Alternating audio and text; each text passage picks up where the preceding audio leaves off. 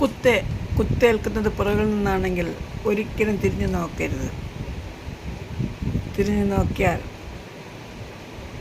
കുത്തേറ്റതിനേക്കാൾ വേദനയായിരിക്കും കുത്ത് മുറിവേൽപ്പിച്ചയാളുടെ അല്ലെങ്കിൽ ആളുകളെ, അല്ലേ? നമ്മളെ മുമ്പിൽ വന്ന് നിന്നാലും കുത്താൻ വരത്തില്ലല്ലോ, വരുമോ? അപ്പോൾ നമ്മളെ പുറകിൽ നിന്ന് കുത്തുമ്പോൾ നമ്മൾ തിരിഞ്ഞു നോക്കരുത്. നോക്കി ആരാണ് കുത്തിയതെന്ന് അറിഞ്ഞു കഴിഞ്ഞാലല്ലേ വേദന. കുത്തിയ മുറിവിനേക്കാൾ വേദനയായിരിക്കും. കുത്തേറ്റ മുറിവെന്ന് പറയുന്നത് മനസ്സിനേറ്റ മുറിവിനേക്കാൾ വലിയ വേദനയായിരിക്കും ആ വേദന നമുക്ക് സമ്മാനിച്ചവർ എന്നതാണ് ഇതുകൊണ്ട് ഉദ്ദേശിക്കുന്നത്, അല്ലേ? നമ്മളുടെ മുന്നിൽ വന്ന് ആരെങ്കിലും വേദനിപ്പിക്കാൻ വരുമോ? ഇല്ല. ചതിക്കുന്നവർക്ക്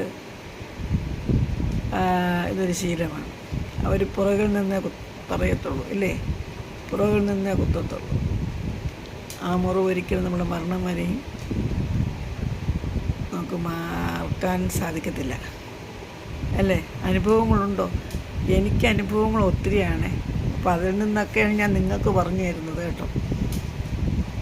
എന്നെ മുറിവേൽപ്പിച്ചവരൊക്കെ എൻ്റെ മുമ്പിൽ വന്ന് നിന്നിട്ടല്ലേ, എൻ്റെ പിന്നിൽ നിന്നിട്ടാണ് എനിക്ക് കുത്ത് തന്നിട്ടുള്ളതല്ല. അതൊന്നും നമ്മൾ പ്രതീക്ഷിക്കാത്ത വ്യക്തികളാണ്. കാരണം എന്ന് വെച്ചാൽ ഇങ്ങനെ ചെയ്യില്ല എന്ന് നമ്മൾ അത്രയും വിശ്വാസത്തോടെ ഇരുന്ന വ്യക്തികളാണ് നമ്മളെ മനസ്സിനെ അതുപോലെ മുറിവേൽപ്പിച്ചത്, പിന്നാലെ വന്ന് കുത്ത് മുറിവേൽപ്പിച്ചത്. മനസ്സിലായോ? ഒരു പറഞ്ഞു വരുമ്പോൾ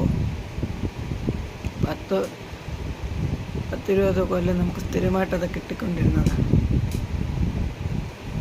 ഇപ്പോൾ വല്ലപ്പോഴുമൊക്കെ കിട്ടുന്നുണ്ട്. വല്ലപ്പോഴും എന്നല്ല, കിട്ടുന്ന മുറിവുകളൊക്കെ അത്രത്തോളം ആഴമേറിയ മുറിവുകളാണ് മനസ്സിന്.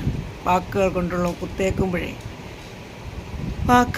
കുത്തേക്കുമ്പോഴേ മനസ്സിന് ഭയങ്കര വലിയ ആഴത്തിലുള്ള മുറിവുകളാണ്. അങ്ങനെയുള്ള വാക്കുകളാണ് പറയുന്നത് നമ്മൾ കേൾക്കുന്നതും നമ്മളോട് കാണിക്കുന്നതുമല്ല. അപ്പോൾ സൂക്ഷിച്ച് കൈകാര്യം ചെയ്യുക എല്ലാം, അല്ലേ?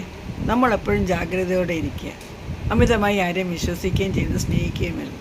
അപ്പോൾ ഇന്നത്തേക്ക് ശുഭദിനം. എന്താ?